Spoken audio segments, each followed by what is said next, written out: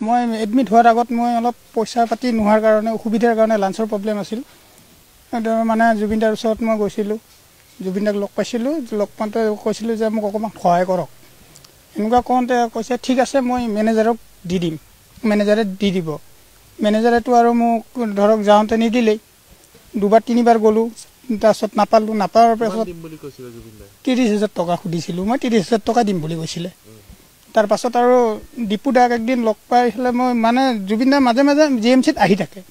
আহি থাকিলে তাৰমানে লগ পাইছিলোঁ লগ পাওঁতে মই এদিন ক'লোঁ যে দাদা মই পইচাটো নাপালোঁ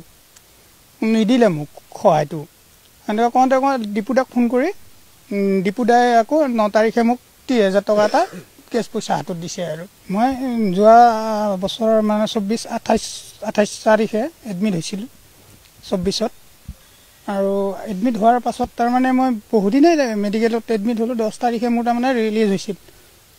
10 তাৰিখে ৰিলিজ হোৱাৰ আগত তাৰমানে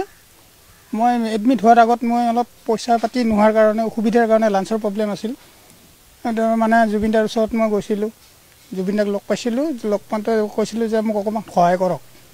এনেকুৱা কওঁতে কৈছে ঠিক আছে মই মেনেজাৰক দি দিম মেনেজাৰে দি দিব মেনেজাৰেতো আৰু মোক ধৰক যাওঁতে নিদিলেই দুবাৰ তিনিবাৰ গ'লোঁ তাৰপিছত নাপালোঁ নাপাৱাৰ পাছত ৩০,০০০ টকা সুধিছিলোঁ মই ৩০,০০০ টকা দিম বুলি কৈছিলে তাৰ পাছত আৰু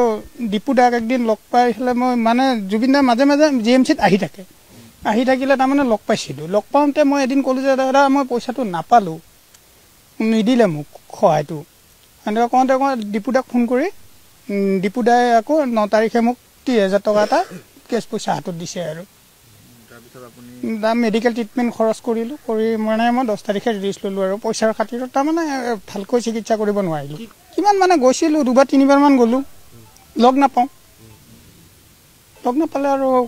মই আৰু পইচাটো কোনে দিব মোক সেইকাৰণে আৰু ধৰক নাপায় আৰু উপায় নাই এতিয়া মোৰ বেমাৰটো বেছি হৈ যাই আছিলে এতিয়া মই ইমাৰ্জেঞ্চি এডমিট হ'বই লাগে